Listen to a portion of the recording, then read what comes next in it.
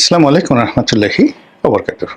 সম্মানিত দর্শক, সরকার কি চলছে নাকি চলছে না, কিংবা সরকারের মধ্যে যে বিভক্তিগুলো, সেই বিভক্তিগুলো কয় ভাগে বিভক্ত, কোথাকার সরকার কোথায় চলছে, নেতৃত্ব কার হাতে, পুরো সরকারের যে একটা চেইন অফ কমান্ড থাকে, সেই চেইন অফ কমান্ড দিয়ে যেভাবে রাষ্ট্র পরিচালিত হয় সেটা কি এখন হচ্ছে? একেবারে ডাইরেক্ট জবাব হলো হচ্ছে না।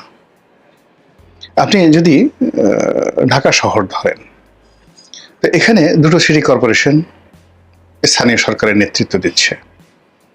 এখানে ওয়াসা, ফায়ার ব্রিগেড, এরপরে স্বাস্থ্য বিভাগ, বিদ্যুৎ বিভাগ এবং সবকিছুর ঊর্ধ্বে সচিবালয় এবং অন্যান্য হাজার হাজার অফিস রয়েছে, সরকারি অফিস। সব জায়গায় গিয়ে দেখেন কি একটা ঢিলেঢালা ভাব। কোন একটা অফিসের যে ইন্সপেক্টর, সেই ইন্সপেক্টর তার এসপির কথা লেভেলে যারা আছেন শুনছেন না। একজন সহকারী কমিশনার, সেটা সিভিল সার্ভিসে ধরেন উপজেলা ভূমি অফিসে যে থাকে, তো ডিসির কথা তিনি মান্যগণ্য করছেন না এই মুহূর্তে। এটি রিয়ালিটি। মানে ডিসি সাহেব বলতে পারবেন না যে তার কমান্ডে পুরো ডিস্ট্রিক্ট চলছে।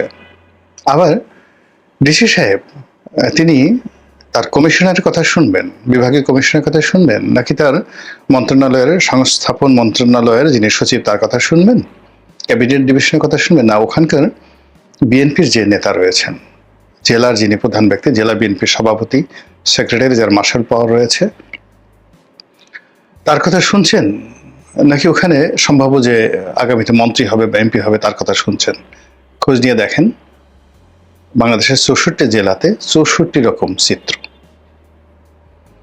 এর ফলে জনদুর্ভোগ চরমে, জনসেবা শূন্যতে নেমেছে এবং মানুষের মধ্যে যে রাষ্ট্র সম্পর্কে একটা বিশ্বাস থাকে, সেই বিশ্বাসের জায়গাটা রীতিমতো ধস নেমেছে। এই গেল এক।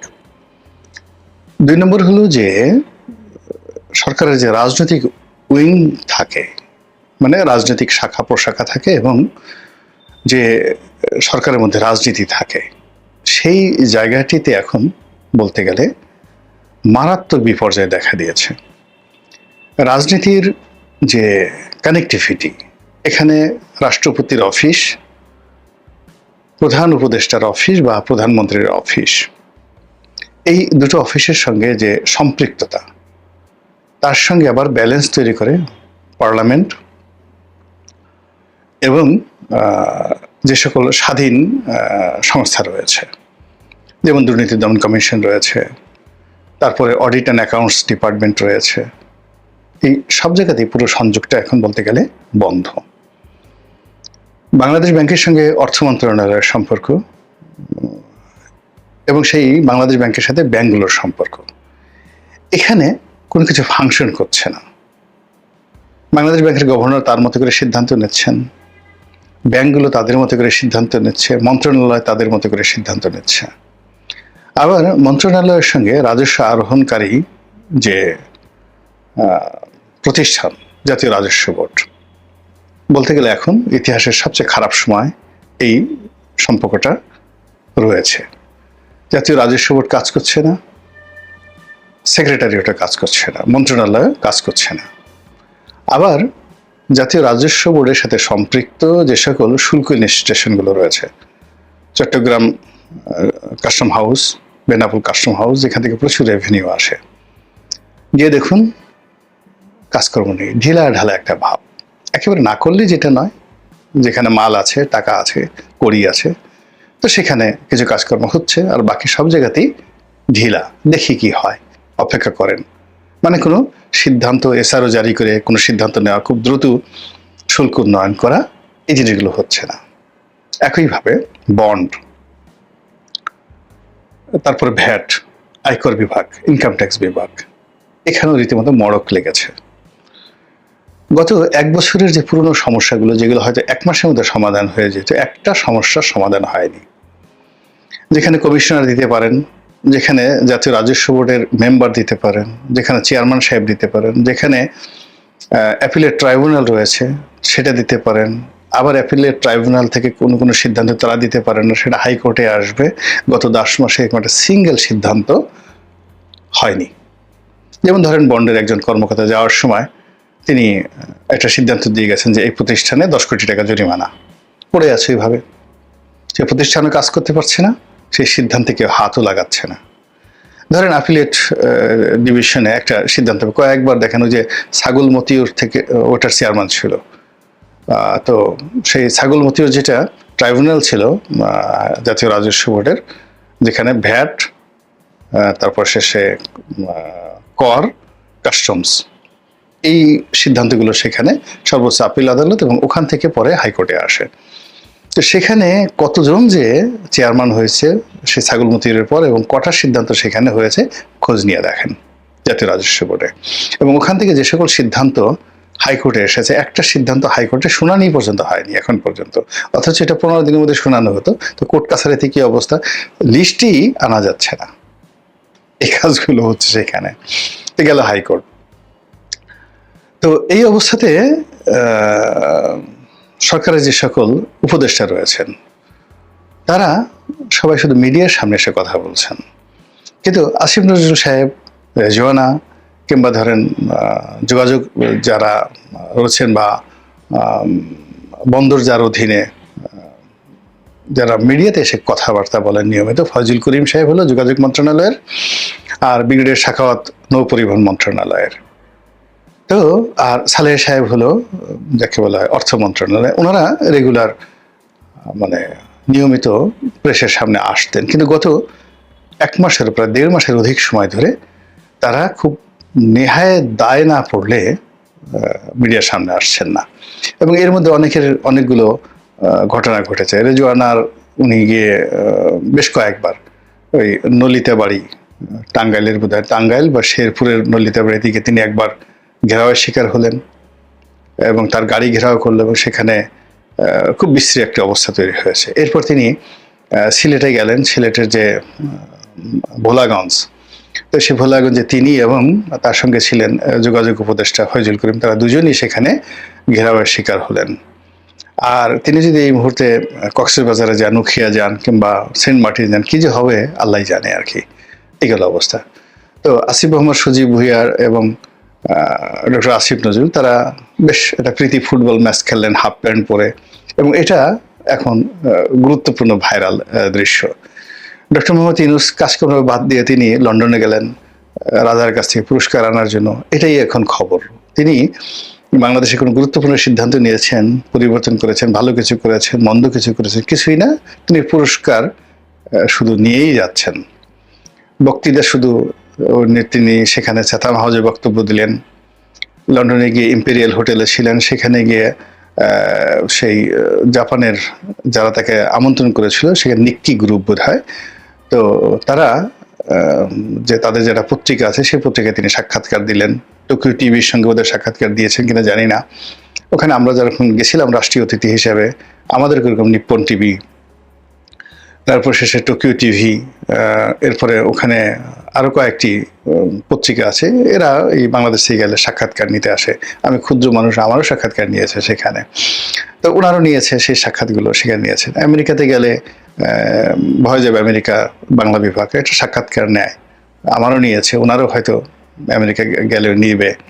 ইংল্যান্ডে গেলে বিবিসি একটা সাক্ষাৎকার নেয়, এটা স্বাভাবিক। আর অন্যান্য ছোট ছোট ইউটিউবার এখন তো বলতে গেলে হয়ে গেছে। তো সেই কাজগুলো লাইমলাইটে আসছে। উনি রাজার ওখানে গিয়ে এলেন, কি খেলেন কি খেলেন না, কিভাবে দাঁড়ালেন, কিভাবে হ্যান্ডশেক করলেন, ইত্যাদি নিয়ে মানুষ ট্রল করছে, কিন্তু দেশের কি উপকার হলো সেগুলো নিয়ে কোনো কথাবার্তা হচ্ছে না। তিনি হোটেলে তার রুম ভাড়া কত, কতদিন থাকলেন, তারপর শেষে টোটাল বিল কত দিলেন, তার রুমের ভাড়া কত দিলেন, হোটেলের মেনুতে কী ছিল, ব্রেকফাস্টে কী ছিল, সেখানে সব কিছু মানে আলোচনা সমালোচনার পাশাপাশি বেশি আলোচিত হচ্ছে তারেক রহমান সাহেবের সাথে বৈঠকে তিনি কি করলেন, কিভাবে হাত ধরলেন, কিভাবে হাত ঝাঁকালেন, তারপর শেষে কিভাবে হাসলেন, ইত্যাদি ইত্যাদি নিয়ে। মানে এগুলো সব খাজুরি আলাপ।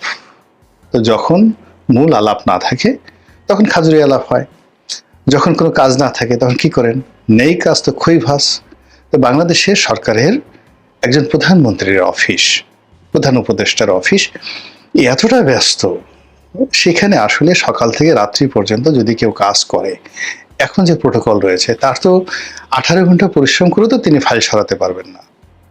তার মুখ্য সচিব, প্রধানমন্ত্রীর মুখ্য সচিব, আমরা তো এই রাষ্ট্রের পরিচালনার সঙ্গে সরাসরি 5টি বছর জড়িত ছিলাম। আজ ফজল কবির সাহেব যে মন্ত্রণালয় দেখেছেন, এই মন্ত্রণালয়ের সংসদীয় কমিটির সদস্য হিসেবে আমি পার্লামেন্টারি কমিটির একজন সদস্য হিসেবে তো আমার মাথায় এক বস্তা ফাইল সবসময় থাকতো। এরপরে পার্লামেন্টারি প্রসিডিউর, নির্বাচনী এলাকায় আমার জেলার বৈঠক, সেখানে আইনশৃঙ্খলা কমিটি থেকে শুরু করে অন্যান্য যে কমিটিগুলো রয়েছে জেলাতে, উপজেলাতে কমিটির আমি প্রধান উপদেষ্টা। আমি সে কাজ করি, আমার ব্যবসা নির্ভর করার পর তারপরে লোকজনের যে সাক্ষাৎকার, প্রতিদিন এলাকাতে তো কম করে 2000 লোকের সঙ্গে আমার কথা বলতে হতো সকাল থেকে রাতে 2টো পর্যন্ত।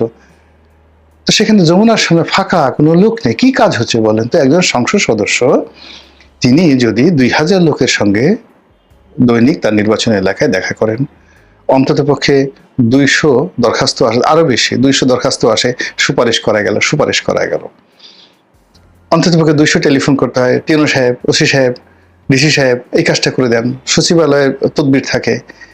এই যে কাজগুলো, this is the part of the politics, this is the part of the যাকে বলা হয় government, this is the part of the state. এইভাবে 300টা অ্যাঙ্গেল থেকে কাজ হয়। সেই 300 অ্যাঙ্গেলের কাজগুলো মন্ত্রণালয়ে এসে মন্ত্রীর উপর চাপ সৃষ্টি করে, মন্ত্রীর ঘুম হারাম হয়ে যায়। আচ্ছা, এরপরে মন্ত্রীর যন্ত্রণায় সচিব, অন্ততপক্ষে সচিব, এডিশনাল সচিব এবং 2-3 জন জয়েন্ট সেক্রেটারি, এদের তো কাপড় চোপড় ঠিক থাকে না। এই এমপি সাহেব আসতেছে একটা বিষয় নিয়ে, মন্ত্রী ডাকতেছে, আবার এমপি সাহেব গিয়ে সেখানে গিয়ে সচিবের সাথে গিয়ে ঝগড়া করতেছে, বন্ধুত্ব করতেছে, চা খাচ্ছে, গল্প করছে। একটা প্রাণবন্ত 1 বছর যাবৎ পুরো সেই রক্ত সঞ্চালন, রাজনীতির রক্ত সঞ্চালন, রাষ্ট্রের রক্ত সঞ্চালন এবং সার্কুলেশন বন্ধ, এবং সব জায়গাতেই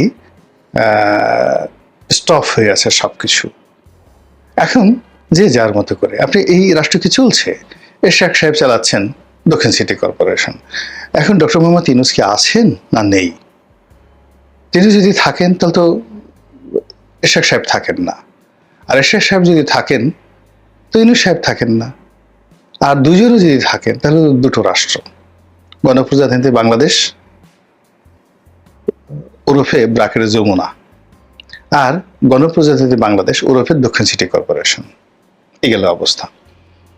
আর যদি গণপ্রজাতন্ত্রী বাংলাদেশ ওরফে প্রধান উপদেষ্টা, গণপ্রজাতন্ত্রী বাংলাদেশ ওরফে রাষ্ট্রপতি শাহাবুদ্দিন চুপ্পু, আবার যদি ধরেন গণপ্রজাতন্ত্রী বাংলাদেশ ডক্টর মোহাম্মদ ইউনূস অ্যান্ড গং, আর অন্যদিকে গণপ্রজাতন্ত্রী বাংলাদেশ জেনারেল ওয়াকারুজ্জামান অ্যান্ড গং।